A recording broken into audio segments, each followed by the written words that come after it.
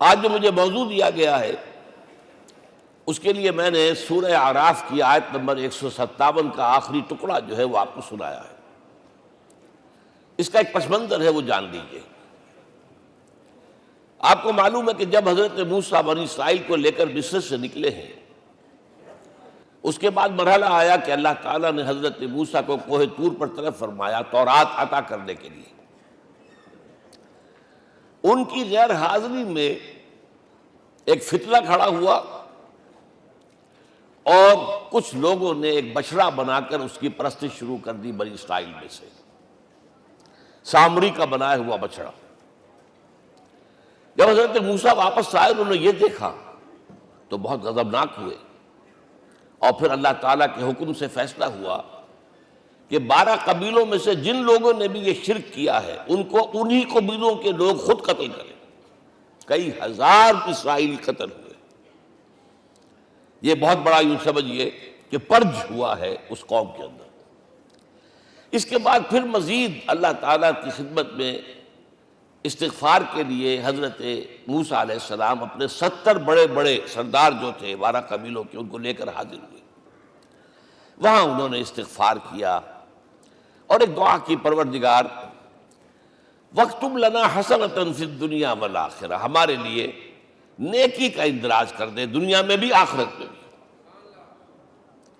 جواب ملا اللہ تعالیٰ کی طرف سے، دیکھو عذاب تو میں جس کو چاہوں گا دوں گا، اور ویسے میری رحمت ہر شے کے ساتھ موجود ہے، ہر شے کا وجود میری رحمت سے ہے، لیکن ایک میری خاص رحمت ہے جو میں لکھ رکھوں گا ان لوگوں کے لیے جو میرے نبی امی آخری رسول ان پر ایمان لائیں گے صلی اللہ علیہ وسلم۔ وہ جب آئیں گے اور وہ نیکی کا حکم دیں گے، بدی سے روکیں گے، پاکیزہ چیزوں کو حلال قرار دیں گے، ناپاک چیزوں کو حرام قرار دیں گے، نوع انسانی کے اوپر جو بوجھ تھے جو اس وقت ہوں گے ان کو اتاریں گے۔ وہ جب آئیں گے تو جو لوگ فَالَّذِينَ آمَنُوا بِهِ نمبر 1، وَعَزَّرُوهُ نمبر 2، وَنَصَرُوهُ نمبر 3، وَاتَّبَعُوا النُّورَ الَّذِي أُنزِلَ مَعَهُ أُولَٰئِكَ هُمُ الْمُفْلِحُونَ۔ جو لوگ ان پر ایمان لائیں گے ان کی تعظیم اور توقیر کریں گے، ان کی مدد کریں گے، اور جو نور ان کے ساتھ نازل کیا جائے گا یعنی قرآن، اس کی پیروی کریں گے، وہ ہوں گے جو فلاح پانے والے ہوں گے، میری خصوصی رحمت سے حصہ ان کو ملے گا۔ اب یہاں پہلے تو دعا کر لیجئے، اللہم ربنا اجعلنا منہم، اے اللہ ہم سب کو ان میں شامل فرما دے جو تیرے نبی کے ساتھ تعلق کی ان 4 بنیادوں کی شرائط کو پورا کر سکے، تقاضوں کو پورا کر سکے۔ اب ذرا ان میں سے ایک ایک کو لیجئے۔ ایمان جانی پہچانی چیز ہے، ایمان جسے کہتے ہیں، اس کی تشریح میں جانے کی ضرورت نہیں، وقت بھی محدود ہے، لیکن ایک بات سمجھنے کی ہے بہت ضروری۔ ایمان کے 2 لیول ہیں۔ ایک قانونی ایمان ہے جس کی بنا پر ہم ایک دوسرے کو مسلمان سمجھتے ہیں، اس کا تعلق اقرار باللسان کے ساتھ ہے، زبان سے کہنا اشہد ان لا الہ الا اللہ وحدہ لا شریک لہ واشہد ان سیدنا و مولانا محمدا عبدہ ورسولہ۔ کوئی ہندو تھا، سکھ تھا، پارسی تھا، عیسائی تھا، یہ کلمہ کہے اور اسلام میں آ گیا۔ لیکن یہ زبانی کلامی ایمان جو ہے یہ انسان کی سیرت و کردار پر اثر انداز نہیں ہو سکتا۔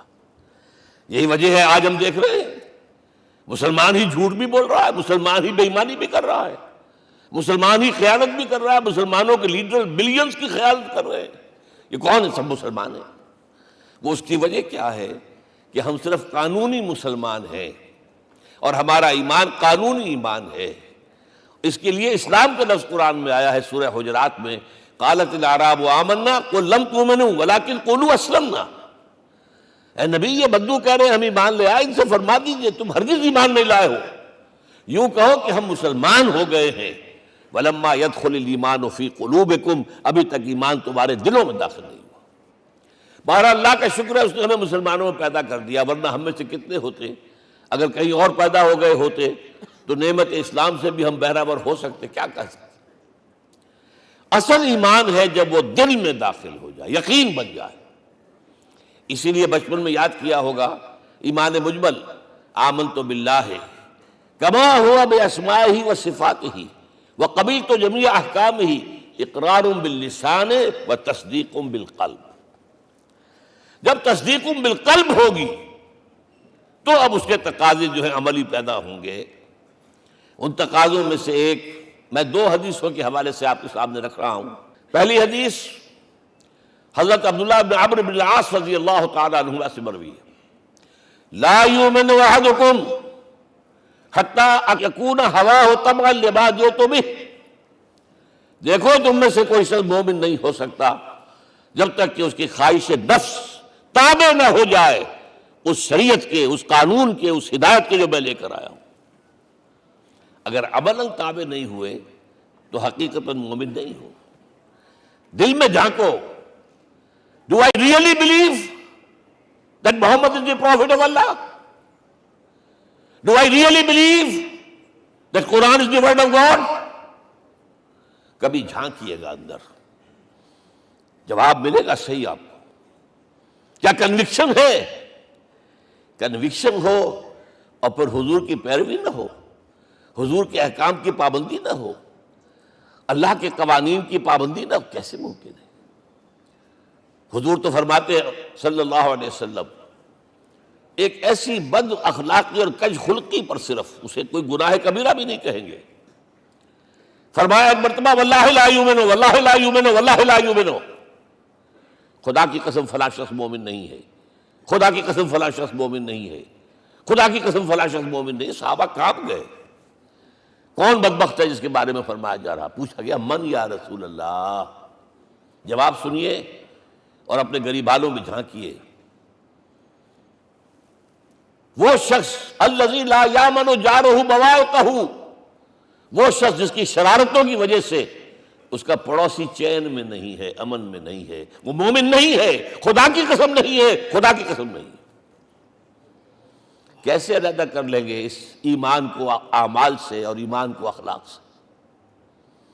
آگے چلیے، وہ جو حدیث حضرت ابو ہریرہ سے، اور یہ متفق علیہ ہے، صرف بخاری کی نہیں ہے، بخاری جمع مسلم۔ لا یؤمن احدکم حتی اکون احب الیہ من والدہ وولدہ والناس اجمعین۔ تم میں سے کوئی شخص مومن نہیں ہو سکتا جب تک کہ میں اسے محبوب تر نہ ہو جاؤں، اپنے باپ سے بھی، اپنے بیٹے سے بھی، اور تمام انسانوں سے۔ جھانک لیجئے دل میں، صورتحال یہ ہے یا نہیں ہے؟ کیوں محبوب ہو جائیں؟ اس لیے کہ آپ کے ذریعے ہدایت ملی ہے، آپ کے ذریعے ہم اللہ سے جڑے ہیں، اور آپ کو معلوم ہے دنیا میں کوئی شاہ ہدایت نہیں، نعمت نہیں ہے جب تک کہ نعمت ہدایت نہ ہو۔ اگر صحت اچھی ہے، ہدایت نہیں ہے، تو بدماشیاں کریں گے، کیا کریں گے؟ آپ کو معلوم ہے صحت اچھی جو ہے کہ جا کے کھپے گی، اگر ہدایت نہیں ہے۔ اگر دولت ہے، ہدایت نہیں، کیا کریں؟ گلچھرے اڑائیں گے، عیاشیاں کریں گے، لوگوں پر اپنی دولت کا روب گانٹیں گے۔ اولاد ہے، ہدایت نہیں ہے، یہ اولاد سہان و روح بھی بن جائے گی کہیں آپ کے لیے۔ کوئی شے نعمت نہیں ہے جب تک کہ نعمت ہدایت نہ ہو، اور ہدایت ہمیں ملی محمد الرسول اللہ صلی اللہ علیہ وسلم کے ذریعے۔ تو آپ سے بڑھ کر محبوب کون ہوگا؟ اس کے ضمن میں ایک بڑا پیارا واقعہ آتا ہے۔ حضرت عمر سے پوچھتے ہیں حضور ایک مرتبہ، عمر تمہیں مجھ سے کتنی محبت ہے؟ اندازہ کیجئے کہ اس قدر اپنائیت کسی سے ہوتی ہے تب یہ سوال ہوتا ہے، عمر تمہیں مجھ سے کتنی محبت ہے؟ عرض کیا حضور مجھے آپ دنیا کے ہر انسان سے زیادہ محبوب ہیں۔ فرمایا اور اپنی جان سے؟ ذرا سا توقف کیا، دل میں جھانکا، ہاں حضور اب میں یہ بھی کہتا ہوں کہ میری جان سے بھی زیادہ عزیز ہے مجھے۔ آپ نے فرمایا الان عمر اب پہنچے ہو جو مقام ہے، اب درکار ہے، جو مطلوب ہے۔ تو محبت اس درجے کی، اطاعت اس درجے کی اگر نہیں ہے تو ایمان نہیں ہے۔ ہاں قانونی ایمان ہے، اب مسلمان ہے، اللہ کا شکر ہے، بہت بڑا فضل ہے۔ اب اگلے بات پر آئیے، الضروح، ان کی توقیر، ان کی تعظیم کرے۔ یہ تعظیم کس درجے میں؟ اب وقت بہت کم ہے، میں صرف آپ کو سورہ حجرات سے مثال دے رہا ہوں. فرمایا گیا یا ایھا الذین آمنوا لا ترفعوا اصواتکم فوق صوت النبی ولا تجہروا لہ بالقول کجہر بعضکم لبعض ان تحبط اعمالکم وانتم لا تشعرون. اے ایمان والو، کبھی اپنی آواز کو حضور کی آواز سے بلند تر نہ کر دینا. کبھی جس طرح بلند آواز سے ایک دوسرے سے بات کرتے ہو ایسے نہ کر بیٹھنا، مبادا تمہارے سارے اعمال حق ہو جائیں اور تمہیں پتہ بھی نہ چلے. تم تو کہو گے میں نے کوئی گناہ کبیرہ تو نہیں کیا، میں نے کوئی ڈاکہ نہیں ڈالا، چوری نہیں کی، کوئی زنا نہیں کیا، کوئی شراب نہیں پی، لیکن یہ سوء ادب لا ترفعوا اصواتکم فوق صوت النبی ولا تجہروا لہ بالقول کجہر بعضکم لبعض ان تحبط اعمالکم وانتم لا تشعرون. یہاں ایک میں عملی بات بھی آپ کے سامنے رکھ دوں. صحابہ کے بارے میں تو بات سمجھ میں آ گئی کہ اپنی آوازیں پست رکھیں. ہم کیسے کریں؟ ہمارا ایک طرز عمل ہونا چاہیے. اگر کسی گفتگو میں کوئی شخص کہ حضور نے یہ فرمایا ہے، کبھی یہ نہ کہے میں نہیں مانتا. ہاں توقف کر لیں، بھائی میں تحقیق کروں گا کہ واقعی یہ حدیث صحیح ہے یا نہیں ہے. ٹھیک، ضروری نہیں کہ جو کہہ دے مان لیں آپ.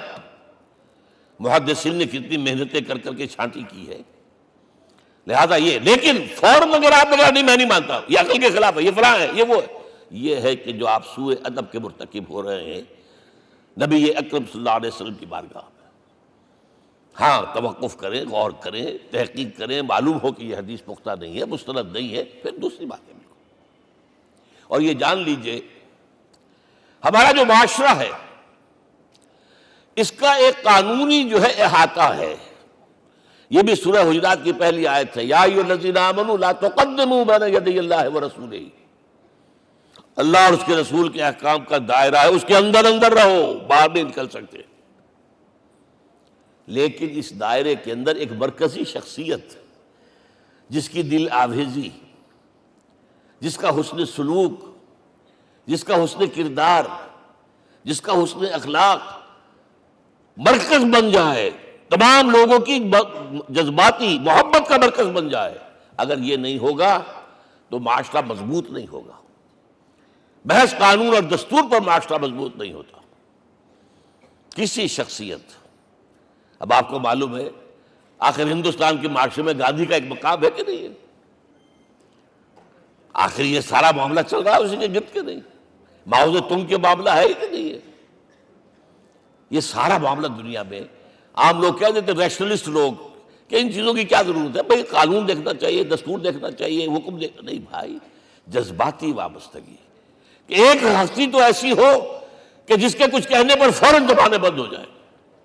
اور اس کا نقشہ میں سعودی عرب میں دیکھتا ہوں، اگر وہاں کے دو بدو لڑ رہے ہوں صف اور ایک دوسرے کو کھانے کو دوڑ رہے ہوں، کوئی شخص کہتے صلی علی النبی، فوراً خاموش. معلوم ہوتا ہے آگ کے اوپر کسی نے پانی ڈال دیا، خاموش، صلی علی النبی، صرف یہ کہنے سے. یہ جذباتی وابستگی اگر محمد سے نہیں ہے صلی اللہ علیہ وسلم تو آپ کا معاشرہ کبھی مضبوط نہیں ہوگا. یہ مرکزی شخصیت، یہ مرکز ہے. اسی لیے ان کے احترام کا یہ درجہ ہے، کیونکہ اس سے کیا ہوگا؟ تمہارا شیرازہ بکھر جائے گا. اگر ان کے ساتھ جذباتی محبت نہیں ہوگی تمہارا شیرازہ بکھر جائے گا. یہ آیا معاملہ. اب میں آپ کو بتانا چاہتا ہوں تہذیب. ہمارے ہاں اصل میں بدقسمتی سے ہم سیرت کی تقریریں کرتے ہیں، حضور کی عظمت بیان کرنے کی کوشش کرتے ہیں. کچھ لوگ تو خیر حضور کی زلفیں ہیں، حضور کی آنکھیں ہیں، حضور کی کملی ہے، حضور کا سایہ نہیں تھا وغیرہ، یہ باتیں اپنی جگہ ہیں، ہر چیز ٹھیک ہے. لیکن یہ جان لیجئے حضور کی اصل عظمت ایک نبی اور رسول کی حیثیت سے ہے، اور وہ شے وہ ہے جہاں جبرائیل کے بھی پر جل رہے ہیں. اس کی حقیقت کون جانتا ہے؟ میں ایک مثال دے رہا ہوں آپ کو کہ حضور 100 میں مثال رکھا کرتے تھے. آج روزہ رکھا، شام کو افطار نہیں کیا، وہ رات کو چل رہا ہے روزہ، اگلے روز پھر وہ کنٹینیو کر رہا ہے شام تک. 2 دن کا 100 میں مثال، 3 دن کا بھی رکھتے تھے. صحابہ نے اجازت چاہی، حضور ہمیں بھی اجازت دے دیں. نہیں، عرض کہ حضور آپ تو رکھتے ہیں، ہمیں منع کرتے ہیں۔ اب سنیے، ایکم مثلی، تمہیں سے کون ہے مجھ جیسا؟ ابھی تو عند ربی، میں تو اپنے رب کے پاس رات گزارتا ہوں، ہوا یطعمنی ویسقین، وہ مجھے کھلاتا اور پلاتا ہے۔ کیا سمجھیں گے ہم؟ کیا ہماری سمجھ میں آئے گا؟ یہ معاملہ نبوت کے جو اسرار و رموز ہیں، ان کا جو مقام اور مرتبہ ہے، وہ کوئی نبی پہچان سکتا، غیر نبی تو پہچان ہی نہیں سکتا۔ ایک ڈاکٹر کا کیا مقام ہے اپنے فن میں، وہ کوئی ڈاکٹر ہی سمجھ سکے گا نا، غیر ڈاکٹر کہاں سمجھے گا؟ اور حقیقت میں وہی سمجھے گا جو اس سے بھی اوپر کا ڈاکٹر ہے، نیچے والا تو نہیں سمجھ سکتا۔ جو کمتر ہے وہ تو صرف اوپر دیکھے گا، اللہ اللہ خیر صلی اللہ۔ جو اوپر ہے اور ظاہر ہے محمد سے اوپر کوئی نہیں صلی اللہ علیہ وسلم۔ یہی وجہ ہے، دیکھیے شیخ سعدی کو کیا کہنا پڑا، یا صاحب الجمال و یا سید البشر من وجهك المرير قد نور القمر لا يمكن الثناء كما كان حقه بعد از خدا بزرگ توئی قصہ مختصر۔ اے محمد صلی اللہ علیہ وسلم، آپ کی ثنا جیسے کہ حق ہے ہو ہی نہیں سکتی۔ غالب اس سے بھی آگے گیا ہے، میں بات ابھی آپ کو سناتا ہوں شعر اس کا۔ آپ کی ثنا کا حق ادا ہو ہی نہیں سکتا، بس ہم یہ جانتے ہیں اللہ کے بعد آپ کا مقام۔ غالب جو آگے گیا ہے کہتا ہے، غالب ثنا خواجہ بیزداں گزاشتیم کہاں ذات پاک مرتبہ دان محمد است۔ اے غالب ہم نے تو حضور کی ثنا تو اللہ کے حوالے کر دی ہے، اس لیے کہ وہی ذات پاک جانتا ہے مرتبہ محمد کا کیا ہے صلی اللہ علیہ وسلم۔ ہم بیان کرنے کی کوشش کریں گے تو توہین کر بیٹھیں گے۔ ایک لطیفہ ہے، ایک بیچارہ کوئی دیہاتی کہیں پھنسا ہوا تھا کسی جگہ، تھکا ہوا چل رہا تھا، ڈپٹی کمشنر صاحب جا رہے تھے، کار میں بٹھا لیا۔ اب اس نے کہا، پتر تینوں اللہ پٹواری کرے۔ اب اس غریب کے جو ہے اس کے ذہن میں تو پٹواری سے اوپر تو کچھ ہے ہی نہیں، اس کے قلم سے جو ہے ادھر کا انتقال ادھر ہو گیا، ادھر کی ادھر چلی گئی۔ تو اس ڈی سی کو وہ تعریف کر رہا ہے اپنے سمجھ کے مطابق، پٹواری کرے تو ہم کہیں پٹواری والا معاملہ نہ کریں۔ ہاں ایک پہلو ایسا ہے جس کے حوالے سے حضور کی عظمت ہماری سمجھ میں آئے گی۔ حضور ایک انسان کی حیثیت سے کیا تھے، ایک باپ کی حیثیت سے آپ کا کیا طرز عمل تھا۔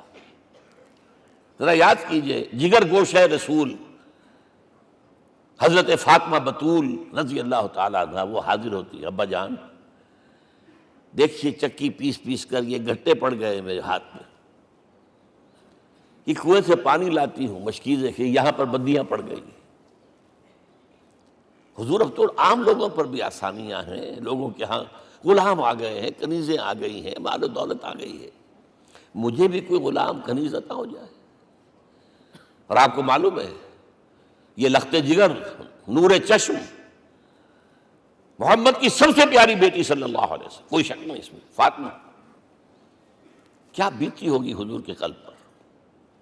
لیکن فرمایا، کیا بیٹی یہ دنیا کی چیزیں ہماری لیے نہیں ہیں، میں تمہیں اس سے بہتر شے دیتا ہوں۔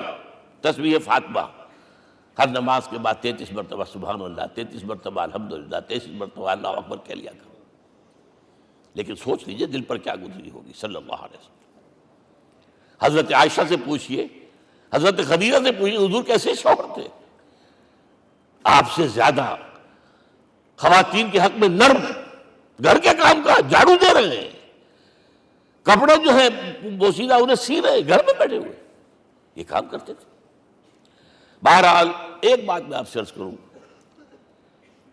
آپ انسان کی جس حیثیت کا بھی ذہن میں تصور کریں گے وہ ساری حیثیتیں محمد میں موجود ہیں صلی اللہ علیہ وسلم۔ محمد حاکم کی حیثیت سے بھی ہیں، محمد سپہ سالار کی حیثیت سے بھی ہیں، محمد قاضی القضات بھی ہیں، محمد ہیڈ آف دی اسٹیٹ بھی ہیں، محمد بیویوں والے بھی ہیں، اولاد والے بھی ہیں، محمد 5 وقتہ امام بھی ہیں، جمعے کے خطیب بھی ہیں، مدرس قرآن بھی ہیں، مربی بھی ہیں، مزکی بھی ہیں، اور ہر میدان میں بلند ترین مقام۔ کوئی ایسی جامع شخصیت ملے گی؟ ہمارے ہاں تو حال یہ ہے کہ جو خطیب صاحب ہوتے ہیں وہ 5 وقتہ نماز کیسے پڑھا سکتے ہیں؟ ان کا تو اونچا مقام ہے۔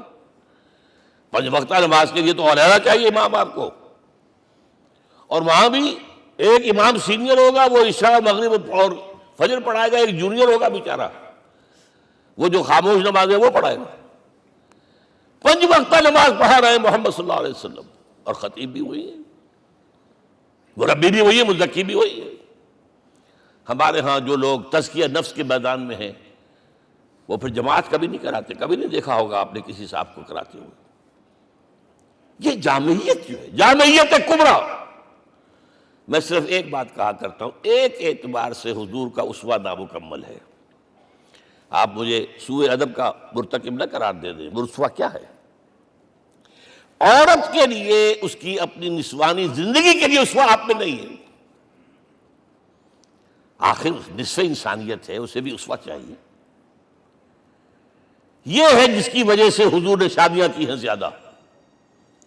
خواتین کے لیے اسوہ حضور کے ازواج مطہرات ہیں، اور ان میں سب سے بڑھ کر جو بالکل یوں سمجھیے کہ آغاز کے اندر نوجوانی میں آ گئی ہیں حضور کی خدمت میں، نہایت ذہین و فطین، انہوں نے پھر عورت کی زندگی کے لیے حضور کا جو طرز عمل تھا وہ انہوں نے بیان کیا نا۔ اس لیے سورہ احزاب کے اندر اس کا تذکرہ ہے، جہاں یہ آتا ہے لقد کان لکم فی رسول اللہ اسوۃ حسنہ، وہیں پر یا نساء النبی لستن کاحد من النساء، اے نبی کی بیویوں تم عام عورتوں کے مانند نہیں ہو، تمہیں تو اسوہ بننا ہے امت کے لیے۔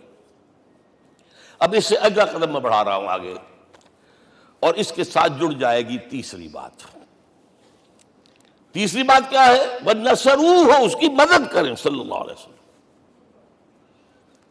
پہلی بات تو یہ نوٹ کیجئے، حضور انتہائی غیور انسان تھے، انتہائی غیور۔ یہ کہا جاتا ہے کہ اگر حضور گھوڑے اس میں سوار ہوتے تھے اونٹ پر، اور آپ کا کوڑا نیچے گر گیا، تو آپ یہ کسی سے نہیں کہتے تھے کہ ذرا یہ میرا کوڑا مجھے پکڑا دینا، یہ بھی گوارا نہیں تھا۔ آپ اونٹ بٹھا کر نیچے اتر کر اپنا کوڑا خود اٹھاتے تھے۔ کسی سے اپنے ذاتی کام کے لیے کوئی مدد مانگنا امکان ہی نہیں۔ بلکہ ایک واقعہ تو وہ ہے جب بھی میں تذکرہ کرتا ہوں میری آنکھوں میں آنسو آ جاتے ہیں۔ یہ ہجرت کے وقت کا واقعہ ہے۔ آپ کو معلوم ہے حضور نے تمام مسلمانوں کو مکے سے جانے کی اجازت دے دی، چلے جاؤ مدینے، چلے جاؤ مدینے، آپ خود تھے موجود، اس لیے کہ رسول اپنے مقام کو نہیں چھوڑ سکتا وداؤٹ ایکسپریس پرمیشن فرام اللہ سبحانہ وتعالی۔ اب حضرت ابوبکر پوچھ رہے ہیں حضور اجازت آ گئی؟ نہیں آئی، آ گئی نہیں آئی، دن گزر رہے ہیں۔ حضرت عائشہ کی روایت ہے کہ ایک روز ہم نے دیکھا دوپہر کے وقت آ رہے ہیں حضور، کپڑے سے اپنا سر جو ہے ڈھانپا ہوا ہے۔ عرب میں دوپہر کے وقت وزٹ کرنا جو ہے یہ ان کے خلاف دستور ہے، ان کی تہذیب کے خلاف، یہ قیلولے کا وقت ہوتا۔ تو حیران ہوئے، آتے ہی فرمایا ابوبکر ہجرت کی اجازت ہو گئی۔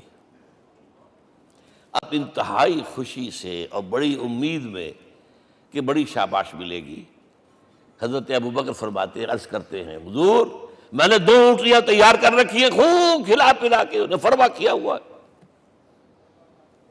یہ ہجرت میں ہمارے کام آئے گی۔ حضور تھوڑا سا توقع فرماتے ہیں، پھر کہتے ہیں اچھا ٹھیک ہے، ایک میں استعمال کروں گا لیکن میں اس کی قیمت ادا کروں گا۔ حضرت ابوبکر رو پڑے، حضور مجھ سے یہ مغایرت، سائے کے تناب کے ساتھ رہنے والا، اس سے یہ مغایرت، ذرا سے اشارے پر اپنی کم سن بیٹی پیش کر دی نکاح کے اندر، اس سے یہ مغایرت، رو پڑے۔ لیکن حضور کی اپنی غیرت تھی، میں قیمت دوں گا۔ اب بتائیے مدد کا کہ یہ درکار تھی؟ مدد تھی ان کے مشن کے لیے۔ مشن 2 حصوں میں تھا، اس کو جانیے، آج کچھ علمی باتیں آ رہی ہیں۔ حضور کے مشن کے 2 حصے، ایک ابتدائی جو تمام انبیاء اور رسول کا تھا، ایک تکمیلی جو صرف محمد کا ہے۔ صلی اللہ علیہ وسلم۔ ابتدائی کیا ہے؟ اللہ کی طرف دعوت، تبلیغ۔ جو دعوت قبول کر لیں ان کے لیے بشارت، بشیر کہ تمہارے لیے آخرت میں جنت ہے، نعمتیں ہیں۔ رد کر دیں ان کے لیے نذیر، خبردار کرنے والے، جہنم کے لیے تیاری کر لو۔ داعی اللہ، اللہ کی طرف بلانے والے، سراجا منیرا، روشنی کے چراغ۔ یہ حیثیت مشترک ہے تمام انبیاء کرام۔ تمام انبیاء بشیر بھی تھے، نذیر بھی تھے، داعی بھی تھے، سراج منیر بھی تھے، اگرچہ ان تمام حیثیتوں میں بھی حضور کا سب سے اونچا مقام علیحدہ نمایاں ہے، لیکن حیثیت بنیادی طور پر مشترک۔ ایک حیثیت تکمیلی، اور وہ کیا ہے؟ اے نبی، جو دین آپ کو دیا گیا ہے صرف تبلیغ نہیں، صرف تعلیم نہیں، اس کو قائم کر کے دکھاؤ نظام زندگی کی حیثیت سے۔ 3 مرتبہ قرآن میں یہ الفاظ حضور کے لیے آئے ہیں، هو الذی ارسل رسولہ بالہدی ودین الحق لیظہرہ علی الدین کلہ۔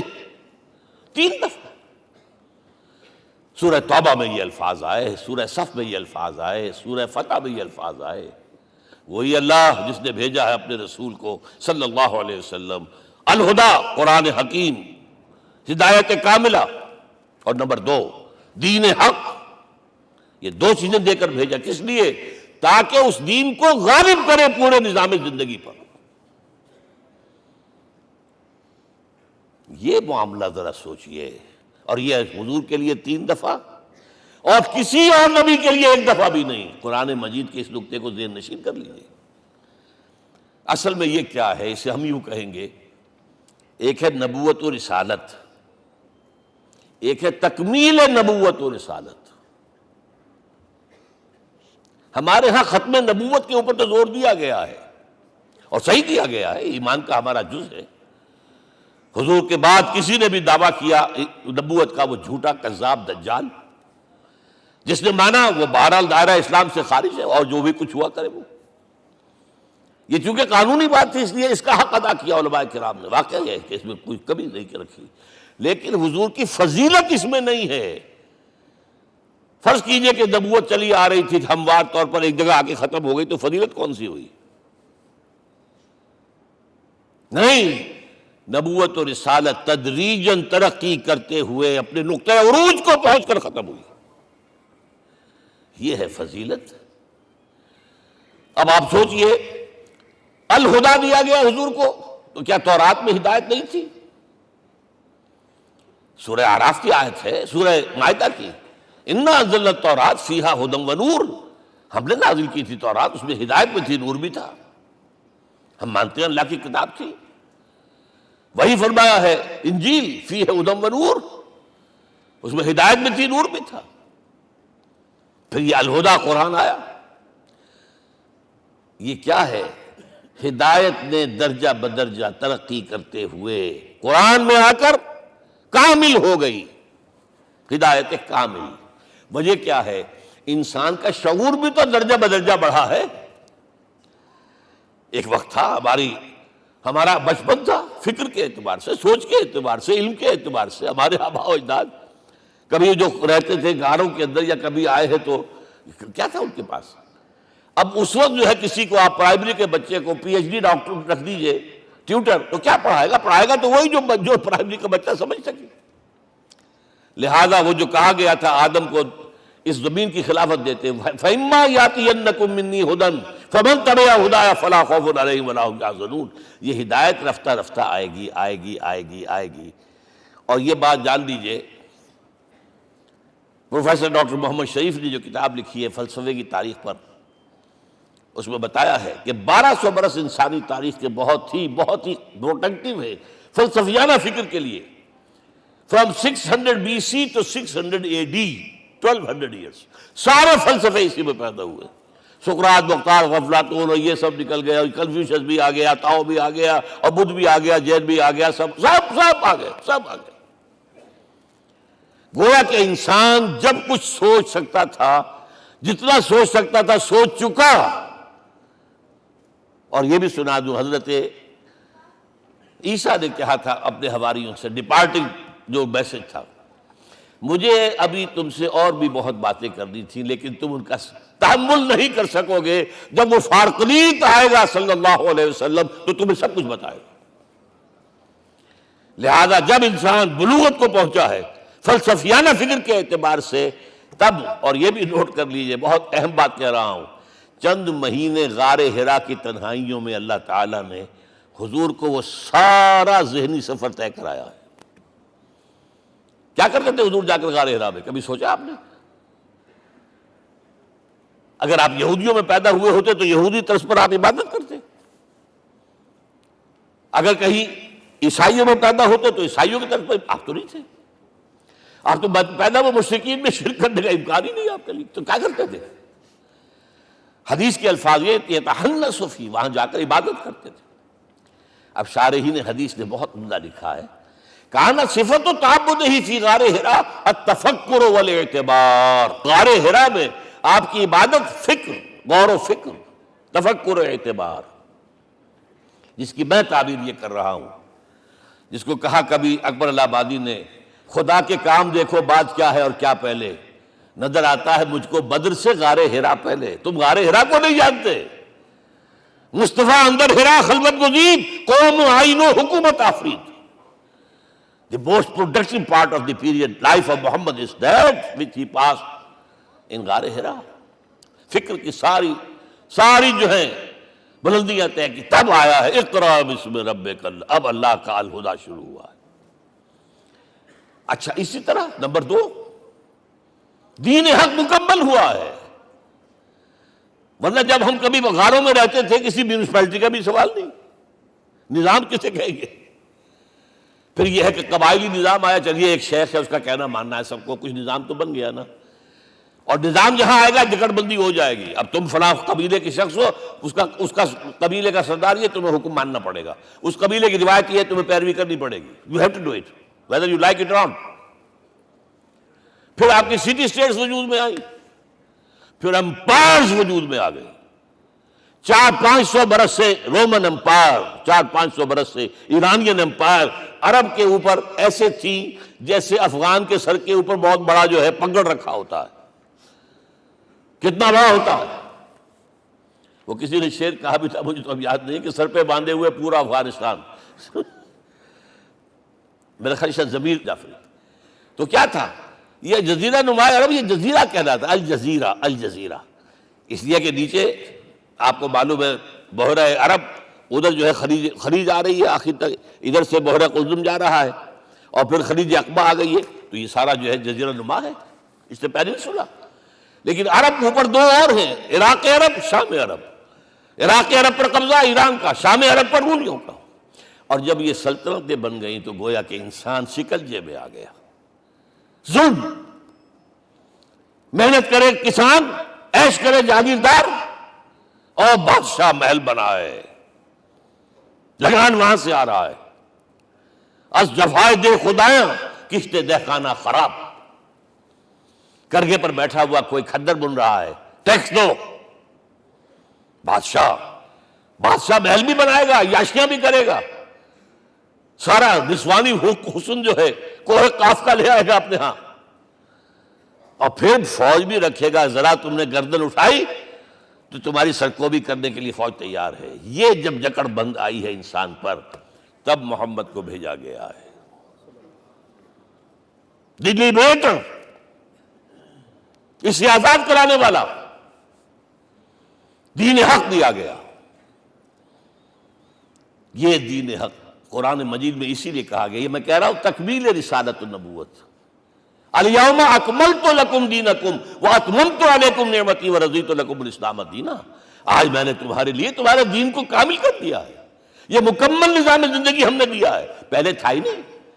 لہذا کسی اور نبی سے یہ نہیں کہا گیا کہ اس کو غالب کرو، میں نے آپ کو بتا دیا کہیں نہیں ہے، نہ نوح، نہ ہود، نہ صالح، نہ ابراہیم، نہ موسیٰ، نہ عیسیٰ، کوئی بھی نہیں۔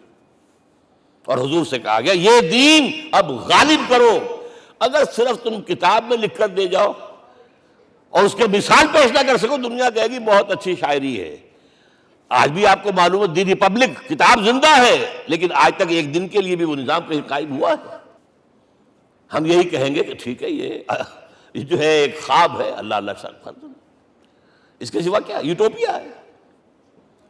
اس نظام کو قائم کر کے دکھاؤ۔ اب آپ اس کو اینالائز کر لیجئے، اچھی طرح سمجھ لیجئے۔ It was the revolutionary role which was assigned to محمد صلی اللہ علیہ وسلم۔ نظام کو بدلنا، اسی کا نام تو انقلاب ہے۔ انقلاب کسے کہتے ہیں؟ دنیا میں دو نظام ایک جگہ نہیں ہو سکتے، مذہب 100 بھی ہو سکتے ایک جگہ۔ مذہب لمیٹڈ ہے، آپ کی ذاتی زندگی، آپ کے کچھ عقائد ہیں، کچھ عبادات ہیں، کچھ رسومات ہیں، کچھ سوشل رائٹس ہیں، یہ ہے بس۔ تو یہ تو 100 بھی دے کین کو ایگزسٹ۔ امریکہ میں کتنے ہیں؟ مسلمان گئے مسجدیں بنا لی ہیں، ہندو گئے ہیں مندر بنا لیے ہیں، سکھ گئے ہیں ان کے جو گردوارے بنے ہوئے ہیں، سلوتے یعنی یہودیوں کے اور عیسائیوں کے تو بے شمار ہے ہی ہیں، لیکن ہے ہمہ مذہب۔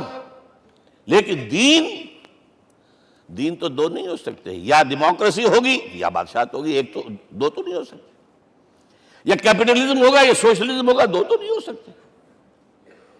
یا تھیوکریسی ہوگی یا ڈیموکریسی ہوگی، دو نہیں ہو سکتے۔ اور یہ بھی آپ کو معلوم ہے دنیا میں کہیں ویکوم نہیں ہے، نظام کے اعتبار سے کبھی نہیں رہا ہے، ہر ایک نظام موجود ہے۔ آپ کوئی دوسرا نظام لانا چاہتے ہیں، پہلے اس کو جڑ سے اکھیڑنا پڑے گا۔ گفت رومی ہر بنائے کوہنا کا آباداں کلند، تو نہ دانی اولا تعمیر راں ویرا کلند۔ رومی نے کہا ہے کہ دیکھو، اگر کوئی نئی تعمیر تمہیں کرنی ہو تو تم جانتے نہیں ہو پہلے پرانی تعمیر کو گرانا پڑتا ہے۔ پہلے آپ نظام جڑ سے کھینچ کر پھینکیں گے باہر، تب نظام لائیں گے نا۔ اور یہ ظاہر بات ہے جو نظام بھی ہے اس کے ساتھ ویسٹڈ انٹرسٹ ہے، اس کے ساتھ پریولیج کلاسز ہیں، دے وانٹ اسٹیٹس کو، وہ کوئی تبدیلی نہیں ماننے کو تیار، کیونکہ اسی نظام کی شاخوں پر تو ان کے گھونسلے بنے ہوئے، وہیں سے تو مفادات ان کے وابستہ ہے۔ لہذا نظام جو ہے بدلنے کے لیے جانیں دینی پڑتی ہیں، خون بہانا پڑتا ہے، جان جوکھوں کا کام کرنا پڑتا ہے، اس کے بغیر نظام نہیں بدلتا۔ اور محمد کا رول صلی اللہ علیہ وسلم، یہ ہے وہ عظمت محمد کی جو انسان نے پہچانی ہے۔ میں 3 گواہیاں آپ کے سامنے پیش کر رہا ہوں، 1 from the east, 2 from the west, 3 کئی ملوے ہے۔ یہی لاہور 1920، یہاں ایک بریڈلا ہال ہوتا تھا، اس بریڈلا ہال میں ایم این رائے کی ایک تقریر۔ And who was M N Roy? Personal friend of Lenin, member of the Communist International. He knew what revolution is، اور اس نے ہسٹوریکل رول آف اسلام تقریر کی لاہور کے اندر 1920 میں، اور اس نے کہا تاریخ انسانی کا عظیم ترین انقلاب وہ تھا جو محمد نے برپا کیا صلی اللہ علیہ وسلم۔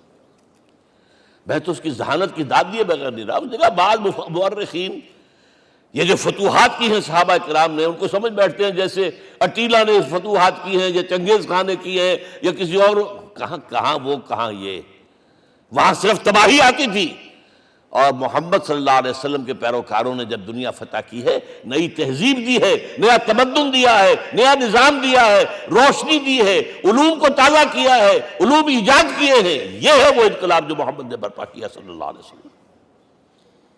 یہ کتاب آج بھی ہندوستان میں چھپتی ہے، بمبئی میں، دی ہسٹوریکل رول آف اسلام۔ اور میں سمجھتا ہوں کہ ہندو ہے، کمیونسٹ ہے، اور گواہی دے رہا ہے۔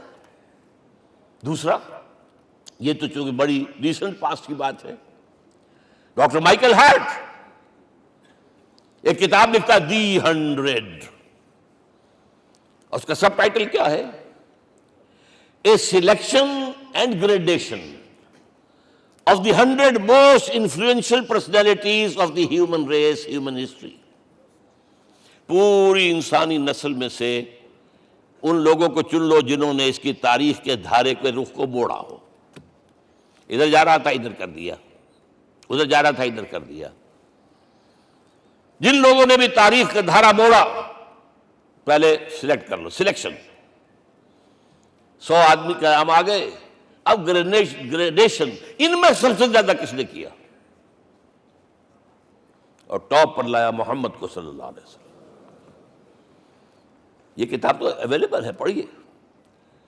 اور چونکہ عیسائی ہے اور حضرت عیسیٰ کو نمبر 3 پر لے گیا، غور کیجئے۔ نمبر 2 پر لایا نیوٹن کو، بابائے طبیعیات، اور پھر کہتا ہے naturally I owe an explanation. میں عیسائی ہوتے ہوئے I am placing Muhammad at one at top, how? This is because, یہ لفظ یاد کیجئے، this is because he is the only person supremely successful in both the religious and secular fields۔ ذہانت، وہ زندگی جو آج تقسیم کر دی گئی ہے، یہ مذہبی زندگی ہے، یہ سیکولر ہے، یہ ریاست ہے، قانون ہے، یہ ہے، اور اس کو علیحدہ رکھو بھائی، مذہب کو علیحدہ رکھو۔ وہ کہتے ہیں کہ یا تو مجھے ملتا ہے کہ وہ آدمی جو ادھر اونچا ہے تو دوسری طرف نیچا ہے، کچھ بھی نہیں، ادھر اونچا ہے تو ادھر کچھ نہیں۔ روحانیت میں، دین میں، اخلاق میں عیسیٰ سے اوپر کون جائے گا؟ لیکن حکومت میں، ریاست میں کوئی قدم ہی نہیں رکھا، زیرو۔ مذہب کتنا بڑا پیدا کر دیا گوتم بدھ نے، لیکن ریاست، حکومت زیرو۔ اور بڑے سے بڑے جو ہیں شہنشاہ اور بڑے سے بڑے کانکرس، کوئی چلا آیا ہے، آپ سوچئے جو گریک آ رہا ہے، جو سکندر اعظم کہاں سے چل کر مقدونیہ سے کہاں پہنچ گیا؟ بیاس تک۔ اٹیلا کہاں سے پہنچ گیا؟ مشرق سے مغرب تک۔ لیکن مذہب و اخلاق کے اندر زیرو نہیں بلکہ مائنس ویلیو لانی پڑے گی۔ ایک ہی انسان ہے، آپ کم سے کم give credit to his honesty. ایک ہی انسان، دو ہے ہی نہیں۔ He is the only person supremely successful in both the religious and the secular fields. اب آئیے تیسری میں گواہی دے رہا ہوں ایک ایسے شخص کی جو ویسے شاتم رسول ہے، گالیاں دی ہیں اس نے، بدترین گالیاں دی ہیں، رقیق حملے کی، جیسے رشدی نے کیے ہیں، ایسے تسلیمہ نسرین نے کیے ہیں، سب اس طرح کے کیے ہیں۔ وہ ایچ جی ویلز ہے، فکشن سٹوری رائٹر، ہسٹورین بھی ہے، 2 کتابیں ہیں اس کی تاریخ پر، تاریخ انسانی عالم، short history of the world and concise history of the world. جو رقیق حملے کیے ہیں، میں اس کا ذکر نہیں اس لیے کر دیا کہ معلوم ہے وہ دشمن ہے، دوست نہیں ہے۔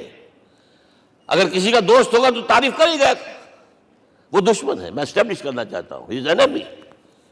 اور عربی زبان کا ایک مقولہ یہ ہے کہ الفضل ما شہدت بہ الاعداء، فضیلت تو وہ ہوتی ہے جس کی گواہی دشمن دے۔ جب وہ آیا ہے concise history of the world میں، چیپٹر آخری حضور کا، جو حضور کے چیپٹر میں جو آخری بات خطبہ حجۃ الوداع کو کوٹ کیا ہے، لا فضل لعربی علی عجمی ولا لعجمی علی عربی ولا لأحمر علی اسود ولا لأسود علی احمر الا بالتقوی۔ کسی عرب کو کسی عجمی پر کوئی فضیلت نہیں، کسی عجمی کو کسی عرب پر کوئی فضیلت نہیں، کسی گولے کو کسی کارے پر کوئی فضیلت نہیں، اور کسی کالے کو کسی گورے پر کوئی فضیلت نہیں، ہاں تقوی کے ساتھ فضیلت ہے۔ اب ذرا میرا ایک لفظ نوٹ کیجئے، کیا لکھتا ہے اس پر؟ Although the sermons of human freedom, fraternity and equality were said before also, and we find a lot of these sermons in Jesus of Nazareth، مسیح ناصری حضرت عیسیٰ علیہ السلام کے ہاں بھی وعظ تو ہمیں بہت ملتے ہیں، but it must be accepted that it was Muhammad صلی اللہ علیہ وسلم who for the first time in history established a society based on these principles۔ انسانی حریت، اخوت، مساوات، اس کے وعظ کہنے تو بہت آسان ہے، تقریریں کرنی تو بہت آسان ہے، لیکن ان ویلیوز کو باقاعدہ اسٹیبلش کرنا ایک سوسائٹی میں ماننا پڑتا ہے، یہ اسے دینا پڑا ہے کریڈٹ جو بھی ہے۔ لیکن ایک بات نوٹ کر لیں، مبادہ کہیں آپ میرے بارے میں سوء ظن ہو جائے، تازہ ایڈیشن جو اب اویلیبل ہے اس میں سے یہ نکال دیے گئے ہیں۔ آج کے جو ان کے ایڈیٹرز ہیں ان کے حلق سے نیچے نہیں اتر رہے، اتنی بڑی حقیقت۔ آپ پنجاب لائبریری یا پبلک لائبریری سے جا کے پرانا ایڈیشن لیجئے، concise history of the world کے اندر آپ کو یہ الفاظ مل جائیں گے۔ Although the sermons of human fraternity, Freedom and equality were said before also. And we have a lot of these sermons in Jesus of Nazareth. But it must be accepted that it was Muhammad sallallahu alaihi wasallam who for the first time in history established a society based on these principles. اب یہ جو mission میں نے آپ کے سامنے رکھا، ایک بنیادی مشن قرآن کی تبلیغ کرو، تبلیغ کرو، تبلیغ کرو، تبلیغ کرو. یا ایھا رسول بلغ ما انزل الیک من ربک وان لم تفعل فما بلغت رسالتہ. نمبر 2، جو دین حق دیا اسے غالب کرو، قائم کرو، نافذ کرو، اس کی مثال پیش کرو دنیا کے سامنے. ان دونوں میں مدد درکار تھی محمد الرسول اللہ کو. جیسے حضرت مسیح نے کہا تھا، وَإِذْ قَالَ عِيسَىٰ ابْنُ مَرْيَمَ لِلْحَوَارِيِّينَ مَنْ أَنصَارِي إِلَى اللَّهِ، کون ہے میرا مددگار اللہ کی راہ میں. جیسے کہ اللہ فرماتے سورہ حدید میں، بڑی پیاری آیت ہے، بڑی ریولوشنری آیت ہے، بلکہ میں لفظ استعمال، بڑی ننگی انقلابی آیت ہے قرآن مجید کی. اتنا صاف اللہ تعالیٰ ہی سچ بول سکتا ہے، کوئی اور تو ضرور کہیں نہ کہیں اس کے اوپر کوئی کپڑا ڈال کے بات کرے گا. آیت نمبر 25 آف سورۃ الحدید، لقد ارسلنا رسلنا بالبینات، ہم نے اپنے رسولوں کو بھیجا واضح نشانیوں کے ساتھ، معجزات کے ساتھ. وَأَنزَلْنَا مَعَهُمُ الْكِتَابَ وَالْمِيزَانَ، ان کے ساتھ کتاب اتاری، شریعت اتاری، میزان اتاری، نظام اتارا. لِيَقُومَ النَّاسُ بِالْقِسْطِ، تاکہ لوگ عدل پر قائم ہوں. اس لیے کتاب کیوں بھیجی، رسول کیوں بھیجے، نبی کیوں بھیجے، وحی کیوں بھیجی؟ تاکہ لوگ عدل پر قائم ہوں. یہ اس سے بڑی آیت کوئی ہوگی؟ عدل اجتماعی، سوشل جسٹس. اب اگلا ٹکڑا پڑھیے، وَأَنزَلْنَا الْحَدِيدَ، ہم نے لوہا بھی اتارا ہے، فِيهِ بَأْسٌ شَدِيدٌ، اس سے اسلحہ بنتا ہے، جنگی قوت ہے. وَلِيَعْلَمَ اللَّهُ مَن يَنصُرُهُ وَرُسُلَهُ بِالْغَيْبِ، اور اللہ دیکھ لینا چاہتا ہے کون ہے اس کے وفادار بندے جو لوہے کی طاقت کو ہاتھ میں لے کر اللہ اور اس کے رسول کی مدد کرتے ہیں. دین اللہ کا، اسے قائم کرنا اللہ کی مدد ہے، اسے قائم کرنا محمد کا فرض ہے، اس کے جد و جہد کرنا محمد کی مدد ہے صلی اللہ علیہ وسلم. یہ تھی نصرت. اور یہ نصرت آپ کو معلوم ہے حضور کی زندگی میں صحابہ کرام نے کی ہے کہ نہیں کی؟ جو شخص ایمان لایا فوراً داعی بن گیا، فوراً. ابو بکر ایمان لائے، اور 6 جو ہیں عشرہ مبشرہ میں سے چوٹی کے صحابہ، وہ ان کی دعوت پر ایمان لائے. سعد ابن ابی وقاص، طلحہ، زبیر، عثمان، سعید ابن زید، یہ سب کون ہیں؟ حضرت ابو بکر کی دعوت. نوجوان ہیں، مصعب بن عمیر کو گھر سے نکال دیا چچا نے، اور بڑا نہ کر کے نکالا ہے کم وقت نے، اس لیے کہ باپ مر گیا تھا، بہت دولت چھوڑ گیا تھا. ماں نے بڑے ناز و نام میں پالا تھا. کہتے 200 درہم کا جوڑا اس کا بن کر آتا تھا شام سے، جیسے کبھی ہم کہتے تھے کہ پنڈت نہرو کے کپڑے جو ہے پیرس سے سل کر آتے ہیں. اور جہاں سے گزر جاتا تھا مشم، اتنا اس نے لگایا ہوتا تھا عطر کہ پوری گلی جو ہے وہ خوشبو سے جو ہے بھر جاتی تھی. چچا نے بلایا، تم جو یہ گلچھرے کر رہے ہو اپنے باپ کی دولت پر نہ، اور تم اسے کہتے ہو کافر، نکل جاؤ گھر سے. وہ چلنے لگے. He was a ten ager. چلنے لگے. وہ سمجھا تھا کہ میرے یہ کہنے سے اس کے تو اس کو تارے نظر آ جائیں گے، یہ فوراً جو ہے توبہ کرے گا، پلٹ آئے گا. چلنے لگے تو اسے اور غصہ آیا، یہ کپڑے بھی اسی باپ کے ہیں، اتارو. وہی اتارے کپڑے، مادرزاد برہنہ ہو کر ماں کے پاس گئے ہیں. ماں نے آنکھوں پر ہاتھ رکھا، مصعب کیا ہوا ہے؟ فرمایا امی میں موحد ہو گیا ہوں. یہ ہے توحید.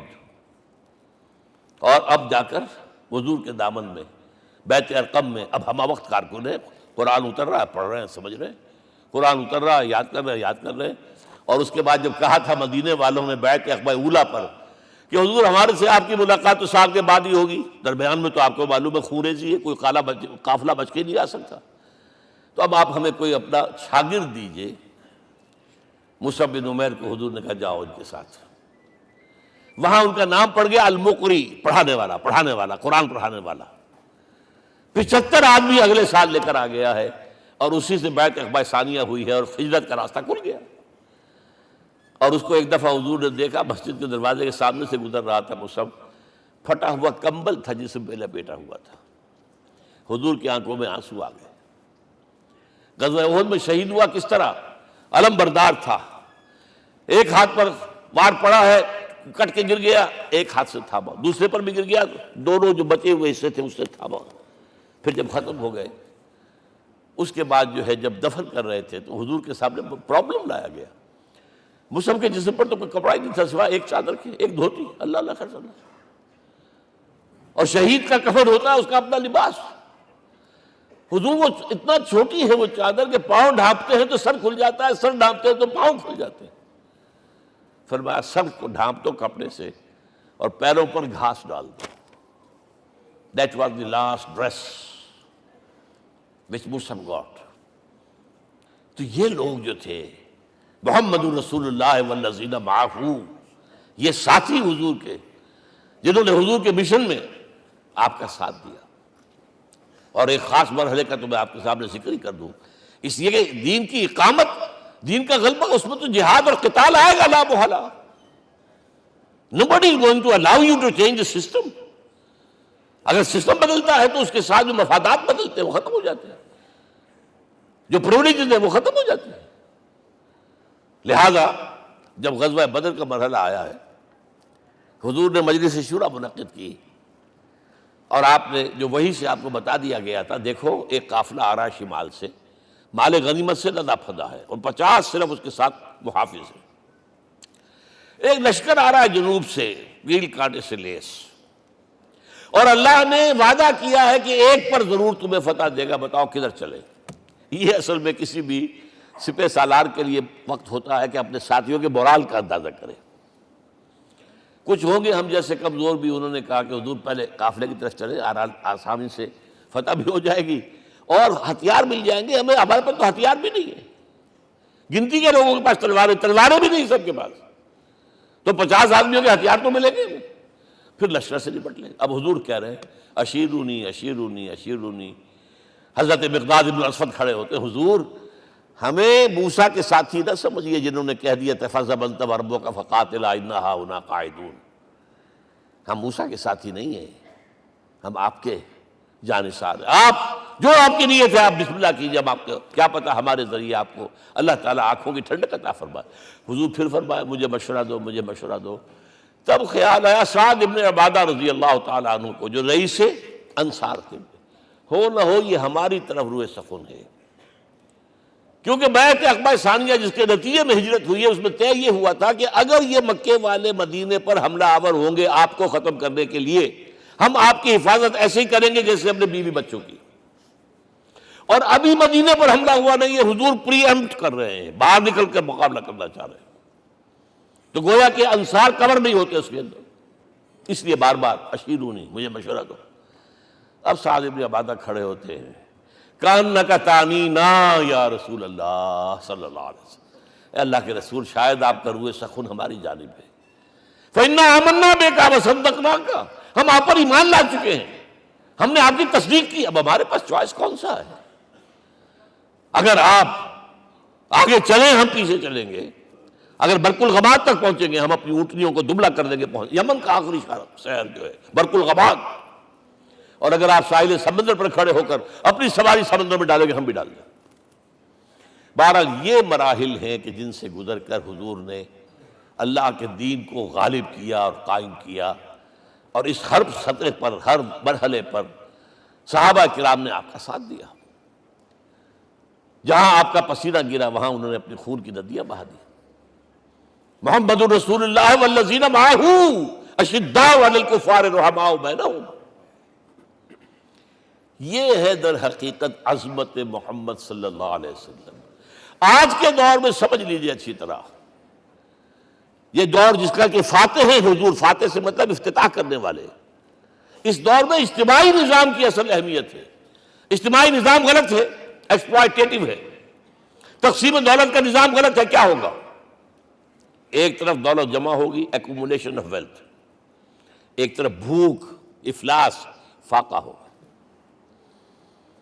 شاہ ولی اللہ دہلوی کہتے ہیں کہ جس معاشرے میں تقسیم دولت کا نظام غلط ہو جائے یہ دو دھاری تلوار ہے، دو دھاری، دونوں طرف کاٹتی ہے۔ ایک طرف دولت جمع ہوگی تو عیاشیاں ہوں گی، بدماشیاں ہوں گی، گلچرے ہوں گے، وہ بھی خراب، معاشرے کے لیے خراب۔ اور ایک طرف فقر ہوگا اور بھوک ہوگی اور فاقہ ہوگا، یہ بھی خراب۔ اس لیے کہ حضور فرماتے ہیں کاد الفقر ان یکون کفرا، فقر تو انسان کو کفر کی حد تک پہنچا دیتا ہے، لہذا فق کو کل نظام کو توڑنا ہوگا۔ یہ الفاظ ہے شاہ ولی اللہ دہلوی رحمۃ اللہ علیہ کے، جو 12ویں صدی ہجری کے مجدد ہیں۔ اس نظام کو بدلنا، اب آپ سوچئے حضور صلی اللہ علیہ وسلم نے جب اپنے اس مشن کی تکمیل کر لی، تو میں اب دو باتیں آپ کو بتا رہا ہوں۔ چونکہ حضور کی بعثت صرف عرب کے لیے نہیں تھی، صرف عربوں کے لیے نہیں تھی، صرف ملک عرب کے لیے نہیں تھی۔ اگر یہ ہوتا تو آپ کا کام مکمل ہو گیا تھا، پورے عرب میں اللہ کی حکومت قائم ہو گئی، ایک ایک شخص تک قرآن پہنچ گیا۔ لیکن 5 جگہ قرآن میں آیا ہے وَمَا أَرْسَلْنَاكَ إِلَّا كَافَّةً لِلنَّاسِ بَشِيرًا وَنَذِيرًا، ہم نے نہیں بھیجا آپ کو مگر تمام انسانوں کے لیے بشیر اور نذیر بنا کر۔ لہذا کام مکمل نہیں ہوا۔ اقبال کہتا ہے وقت فرصت ہے کہاں، کام ابھی باقی ہے، نور توحید کا اتمام ابھی باقی ہے۔ یہ بھی تکمیل رسالت کا مظہر ہے کہ حضور سے پہلے کوئی رسول پوری نوع انسانی کے لیے نہیں بھیجا گیا، آپ پہلے رسول ہیں اللہ کے اور آخری جو پوری نوع انسانی کے لیے بھیجے گئے۔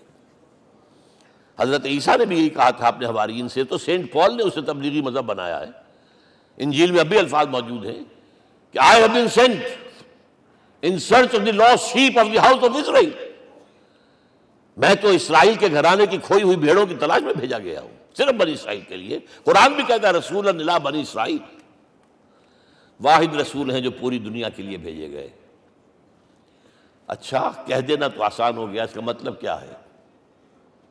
جب تک پوری دنیا پر اللہ کا دین غالب نہ ہو، محمد کا مقصد بعثت ہنوز شرمندہ تکمیل ہے، اور یہ ہوگا، اس کی خبر دی ہے۔ یہ ایک تحفہ میں لے کر آیا آپ کے لیے، 8 صفحے ہیں، لیکن یہ سمجھیے کہ یہ سونے کے حروف سے شر لکھے ہوئے ہیں، وہ احادیث، وہ آیات جن میں حضور نے خبر دی ہے کہ پوری دنیا پر اللہ کا دین غالب ہوگا۔ ہو نہیں سکتا کہ دنیا ختم ہو جائے اور محمد کا مقصد بعثت ابھی مکمل نہ ہو، ناممکن۔ ان آیات کو پڑھیے، ان میں پھر احادیث پڑھیے۔ میں صرف 2 حدیثیں آپ کو سنا دوں۔ ایک میں حضور نے اپنے زمانے سے لے کر قیامت تک کے 5 ادوار گنائے ہیں، آپ پڑھ لیجیے گا، ٹیکسٹ ہے یہ، اور خدا کے لیے اس کی قدر کیجیے گا، یہ آیات ہیں، احادیث پھینک نہ دیجیے خدا کے لیے کہیں۔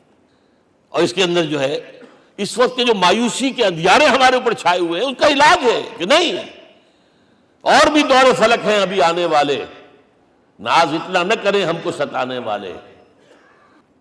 بہرحال حضور نے جب اپنا مشن عرب کی حد تک مکمل کر لیا تو اب ایک بات نوٹ کیجئے، خطبہ حجۃ الوداع 1.25 لاکھ کا بجوا، حضور نے اپنے اس خطبے میں اپنی تعلیمات کے جو اہم نکات تھے انہیں اور دہرایا، 3 مرتبہ ایک بات کی ہے۔ لاؤڈ سپیکر تو تھا نہیں، پہلے آپ ادھر رخ کرتے تھے، آپ کہتے تھے کچھ، ادھر لوگ آدمی آگے کھڑا ہوا اس کو آگے پہنچاتا اور آگے پہنچاتا تھا، پھر آپ سامنے رخ کر کے کہتے تھے، پھر بائیں طرف رخ کر کے 3 مرتبہ، ایک لفظ 3 مرتبہ۔ آخر میں ایک سوال کیا ہے، الا هل بلغت، دیکھو لوگوں میں نے پہنچا دیا یا نہیں؟ کیونکہ قرآن میں تحدید آئی تھی، اے نبی، یا ایھا النبی بلغ ما انزل الیک من ربک وان لم تفعل فما بلغت رسالتہ، اے نبی جو کچھ تم پر نازل کیا گیا اللہ کی طرف سے پہنچا دو، اور اگر نہیں کیا تو رسالت کا حق ادا نہیں ہوگا۔ اور اس میں سورہ اعراف کی آیت نمبر 6 اگر پڑھ لیں، فَلَنَسْأَلَنَّ الَّذِينَ أُرْسِلَ إِلَيْهِمْ وَلَنَسْأَلَنَّ الْمُرْسَلِينَ، ہم ان سے بھی پوچھیں گے جن کی طرف رسولوں کو بھیجا، اور رسولوں سے پوچھیں گے ہم نے تمہارے پاس اپنا پیغام پہنچایا تھا، تم نے پہنچایا کہ نہیں لوگوں کو؟ اس لیے حضور نے گواہی لی، الا هل بلغت، دیکھو میں نے پہنچا دیا کہ نہیں؟ اور جواب کیا ملا؟ انا نشہد انک قد بلغت رسالۃ وادیت الامانۃ ونصحت الامۃ وکشفت الغمۃ، ہم گواہ ہیں حضور آپ نے رسالت کا حق ادا کر دیا، امانت کا حق ادا کر دیا، ہماری خیر خواہی کا حق ادا کر دیا، اور گمراہی کے اندھیرے جو ہے انہیں چھانٹ کر رکھ دیا۔ اب آپ نے آسمان کی طرف نگاہ کی، انگشت شہادت سے وہی 3 مرتبہ اللہم اشہد اللہم اشہد اللہم اشہد، اللہ تو بھی گواہ ہے، یہ مان رہے۔ یہ ہے سائی آف ریلیف، یہ بوجھ جو میرے کندھے پر آیا تھا اِنَّا سَنُلْقِي عَلَيْكَ قَوْلًا ثَقِيلًا، یہ اب منتقل ہو گیا، اب امت کو منتقل ہوا۔ لہذا آخری لفظ کیا تھا؟ فَلْيُبَلِّغِ الشَّاهِدُ الْغَائِبَ، اب جو یہاں موجود ہیں ان کا فرض ہے کہ پہنچائیں ان کو جو یہاں نہیں ہے۔ میں صرف تمہارے لیے رسول نہیں ہوں، ایک ایک فرد نوع بشر تک دنیا میں جو اس وقت ہے، اور ایک ایک فرد نوع بشر جو آخر تک آئے گا قیامت تک، اس تک قرآن پہنچانا تمہارے ذمہ ہے۔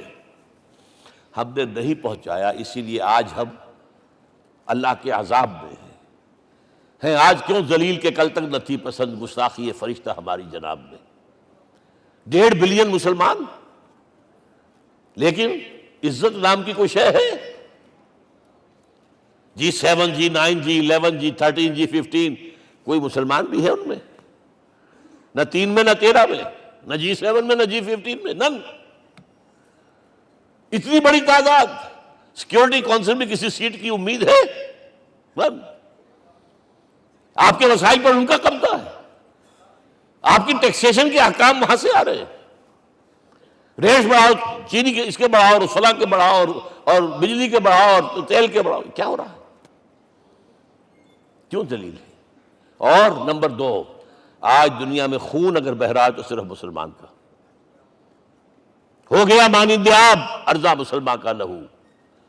60 سال سے کشمیر اور فلسطین، پھر درمیان میں صومالیہ، چچنیا، کوسوو، یہ سب بوسنیا، پھر آپ کو معلوم ہے فلپائنز،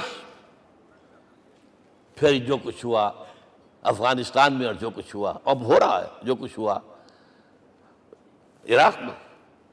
یہ کیوں ہے؟ We are criminals number 1. We have not done our duty. ہم نے قرآن کو اپنا امام نہیں بنایا، دوسروں کے سامنے کیا پیش کریں گے؟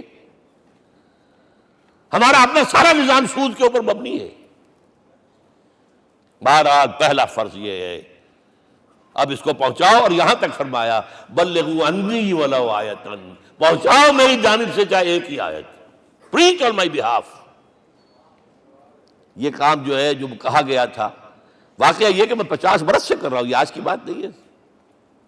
تکمیل اور تدوین فن میں جو بھی حفیظ کا حصہ ہے، نصف صدی کا قصہ ہے، 2-4 برس کی بات نہیں۔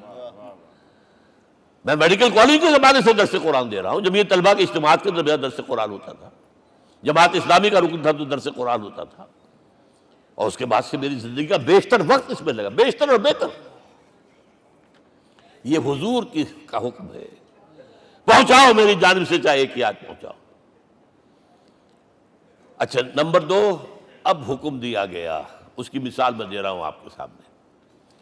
جب ایران کے ساتھ جنگ شروع ہوئی ہے تو سپہ سالار افواج ایران رستم نے وفد بلایا ایک، اے عربو، تم پہلے بھی ہم پر حملے کیا کرتے تھے،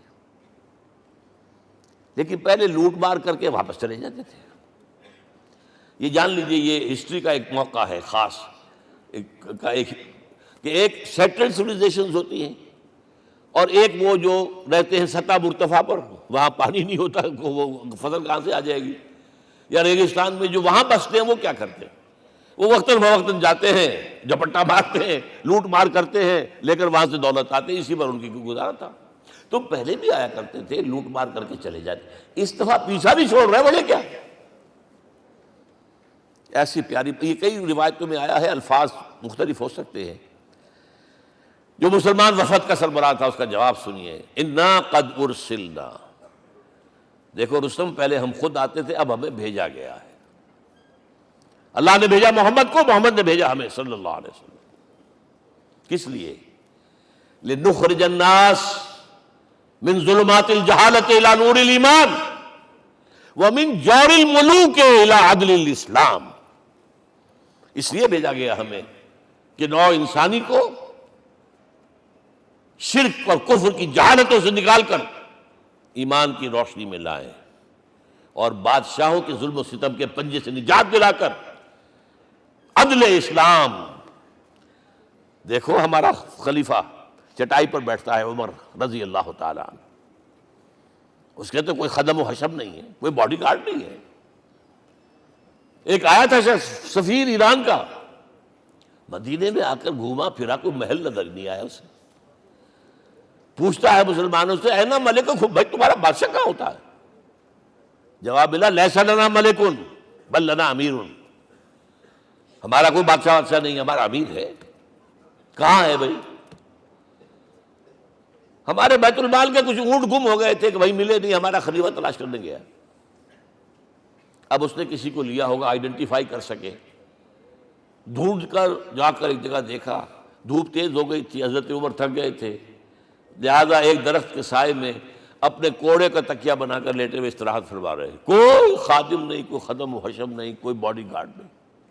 اس وقت وہ کھڑے ہو کر کہتا ہے عمر تم عدل کرتے ہو، تمہیں کوئی خوف نہیں ہے. ہمارے بادشاہ ظلم کرتے ہیں، لوگوں کا خون پیتے ہیں، انہیں ہر وقت ڈر رہتا ہے، انہیں اونچی اونچی فصیلیں چاہیے، انہیں باڈی گارڈ چاہیے، انہیں حفاظتی دستے چاہیے. یہ مثال پیش کی ہے نا، یہ کوئی فیری ٹیلز تو نہیں ہے، یہ تو آج کی تاریخ ہے، 1400 برس پرانی تاریخ ہے بھائی، کوئی پرانی نہیں ہے، کوئی 10,000 سال پرانی بات نہیں ہے. اور وہی عمر ہے، انہیں بلایا گیا ہے بیت المقدس. وہاں جو مسلمانوں کا محاصرہ تھا وہ طول کھینچ گیا، فصیل بہت اونچی مضبوط، اور اندر ہر طرح کا رسد بھی موجود ہے، راشن بھی ہے، پانی بھی ہے. عیسائیوں کا قبضہ تھا. عیسائی پادری آئے فصیل پر، مسلمانوں تم اگر قیامت تک بھی یہاں پڑے رہے محاصرہ کر کے، یہ کبھی فتح نہیں ہوگا شہر. ہاں یہ فتح ہونا ہے، ہماری کتابوں میں ہے، لیکن ایک درویش بادشاہ کے ہاتھوں فتح ہوگا. تمہارے اندر ہمیں وہ درویشی نظر نہیں آ رہی. وہ چونکہ کچھ عرصہ ہو گیا تھا، شام میں پہنچ گئے تھے، خربوزے کو دیکھ کے خربوزہ رنگ پکڑتا ہے، اچھا لباس پہننا شروع کر دیا. اور وہاں تھے امین هذه الامہ ابو عبیدہ بن الجراح رضی اللہ تعالی عنہ، یکی 10 مبشرہ. ان کا فوراً کلک کیا، یہ بادشاہ مدینے میں بیٹھا ہوا تو ہے. یہاں سے ریکویسٹ کی گئی ہے آپ تشریف لائیے.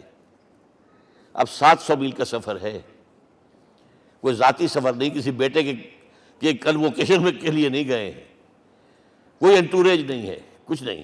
ایک اونٹ، ایک خادم، اور اسی اونٹ پر راستے کا راشن، لہذا ایک آدمی بیٹھ سکتا ہے.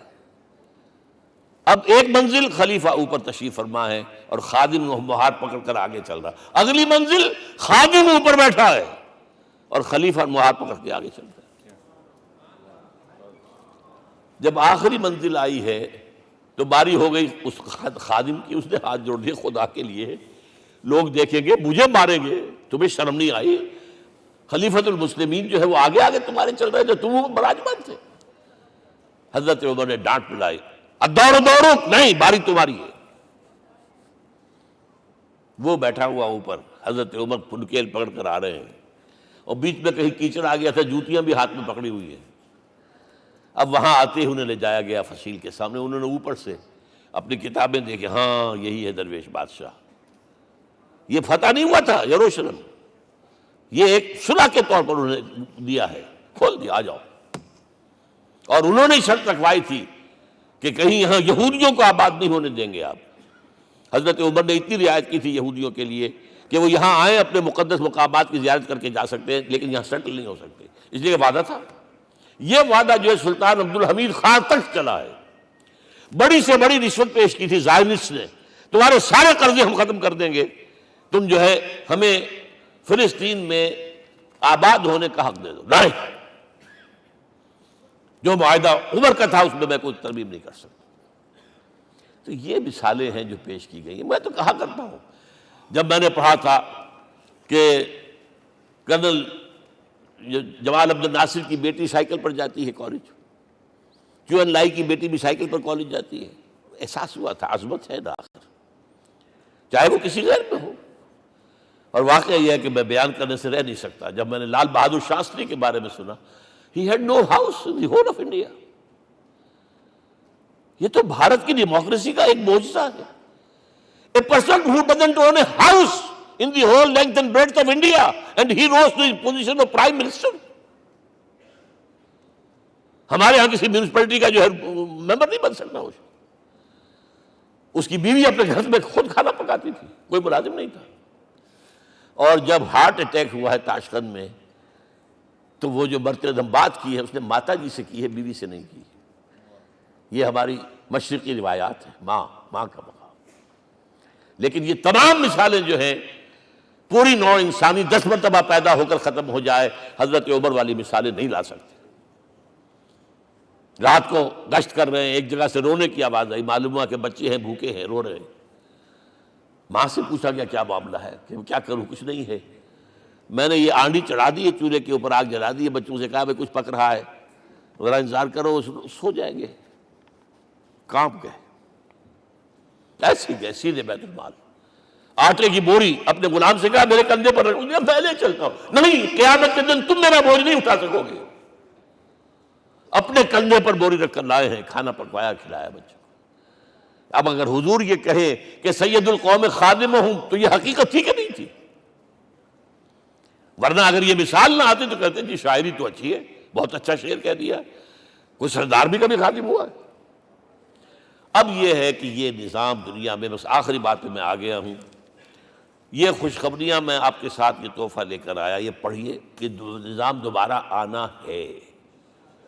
محمد کی پیشن گوئی غلط نہیں ہو سکتی، وہ صادق المصدوق صلی اللہ علیہ وسلم۔ اگرچہ ابھی ہمیں اور سزائیں ملنی ہیں، اور سخت سے سختر سزائیں آنی ہیں۔ ابھی آرمگڈون سر پر تنی ہوئی ہے، کھڑی ہوئی ہے، ملحمۃ العظمیٰ جسے حدیث میں کہا گیا۔ آرمگڈون پتہ نہیں آپ نے کبھی سنا ہے کہ نہیں سنا ہے؟ یہ بائبل کی آخری کتاب جو ریولیشن جان ہے، اس میں ہے کہ ایک بہت بڑی جنگ ہوگی، گریٹر اسرائیل بنانے کے لیے بہت بڑی جنگ ہوگی، and you set the stage has been set for that۔ NATO تیار اسی کے لیے ہو رہا ہے دوبارہ۔ کس لیے؟ نیٹو چیف سے پوچھا گیا تھا کہ تمہارا دشمن جو تھا USSR تو ختم ہوا، گھٹنوں کے بل پڑا ہوا ہے، اب کس کے لیے اس کو ایکسٹینڈ کر رہے ہو اور آرگنائز کر رہے ہو؟ اب ہمیں مسلم فنڈامنٹلسٹ سے نمٹنا ہے۔ یہ ہے وہ کروسیڈ جو شروع ہوئی۔ یہودی اور عیسائی نیو کنزرویٹوز، نیو کونس، یہ دونوں جڑے ہوئے ہیں، ایک 5 پوائنٹ ایجنڈا ہے ان کا جس پر دونوں کا اتفاق ہے۔ تو ابھی ہم پر بڑے برے وقت آنے ہیں، ہمیں سزائیں ابھی اور ملنی ہیں، لیکن tables will be turned۔ دنیا میں اللہ کا دین قائم ہوگا، چاہے ابھی اور اپس اینڈ ڈاؤنز آئیں گے، لیکن ہوگا، لیکن ہوگی، وہ وقت آئے گا اللہ کا دین قائم ہوگا پوری دنیا میں۔ ایک حدیث میں آپ کو سنانے چلا تھا، حضرت ثوبان سے رضی اللہ تعالیٰ عنہ، مسلم شریف کی روایت ہے۔ حضور نے فرمایا ان اللہ زوالی الارض، اللہ نے میرے لیے پوری زمین کو لپیٹ دیا۔ فرائیت مشارقہا و مغاربہا، میں نے اس کے سارے مشرق دیکھ لیے، سارے مغرب دیکھ لیے۔ وَإِنَّ أُمَّتِي سَيَبْلُغُ مُلْكُهَا مَا زُوِّئَ لِي مِنْهَا، میری امت کی حکومت ان تمام علاقوں پر قائم ہو کر رہے گی جو اللہ نے زمین کو لپیٹ کر مجھے دکھا دیے۔ یہ ہونا ہے، and that is going to be the end of this world۔ Armageddon بھی آ جائے گی، پہلے ملحمۃ العظمیٰ بھی آئے گا، سزائیں بھی ملیں گی، بالآخر وہ ہوگا۔ لیکن آخری بات، میرے اور آپ کے لیے مسئلہ لمحہ فکریہ کیا ہے؟ میں اور آپ کہاں کھڑے ہیں؟ Are we on the side of Allah or on the side of America؟ بہرحال یہ تو جو اپس اینڈ ڈاؤنز آنے ہیں، میرے اور آپ میں سے ہر شخص کے سوچنے کی بات یہ ہے، یہ تو انقلاب تو آئے گا، حضور کے ذریعے سے آیا، کچھ لوگ حضور کے ساتھی بن گئے، ان کی دنیا بن گئی، آخرت بن گئی، قیامت میں کے بعد جو کچھ ملنا ہے اللہ تعالیٰ روح و ریحان و جنت النعیم۔ کچھ رہ گئے کہ چاہے سگا چچا تھا محروم رہ گئے، ابو لہب۔ آج بھی یہ قافلہ ادھر چل رہا ہے۔ اقبال نے بالکل ٹھیک کہا ہے کہ دنیا کو ہے پھر مار کا روح و بدن پیش، تہذیب نے پھر اپنے درندوں کو ابھارا، اللہ کو پامر دیے مومن پہ بھروسہ، ابلیس کو یورپ کی مشینوں کا سہارا۔ اور صحیح کہا ہے، آخری بات جو کہہ رہا ہوں، ایک نقطہ میرا رہ گیا ہے، وَاتَّبَعُوا النُّورَ الَّذِي أُنزِلَ مَعَهُ، چوتھی بات، اور یہ کہ وہ لوگ جو اس نور کا اتباع کریں گے کہ جو ان کے ساتھ نازل کے قرآن، اس لیے کہ قرآن ہی ذریعہ ہے، آلہ انقلاب ہے۔ قرآن انسانوں کو بدلتا ہے، افراد کو، افراد مل کر جماعت بن کر وہ جو انقلاب برپا کرتے. بٹ انڈیویجول چینج، اقبال کے الفاظ میں چوں بجا در رفت جہاں دیگر شود، یہ قرآن اگر کسی کے باطن میں اتر جاتا ہے تو اس کے اندر انقلاب آ جاتا ہے. He is a change person from within واتبعوا النور الذی انزل معہ. لیکن آخری دور کے بارے میں یہ چند اشعار سنا رہا ہوں. شب گریزاں ہوگی آخر جلوہ خورشید سے، یہ چمن معمور ہوگا نغمہ توحید سے، ہو کر رہے گا. اور پھر دلوں کو یاد آ جائے گا پیغام سجود، پھر جبیں خاک حرم سے آشنا ہو جائے گی. اور آنکھ جو کچھ دیکھتی ہے لب پہ آ سکتا نہیں. میں وہ حیرت ہوں کہ دنیا کیا سے کیا ہو جائے. آب روان کبیر تیرے کنارے کوئی دیکھ رہا ہے کسی اور زمانے کے خواب. وہ زمانہ آنا ہے، لیکن دیکھنا یہ ہے کہ میرا اور آپ کا اس میں کتنا حصہ ہے. اقول قولی ھذا واستغفر اللہ لی ولکم ولسائر المسلمین والمسلمات.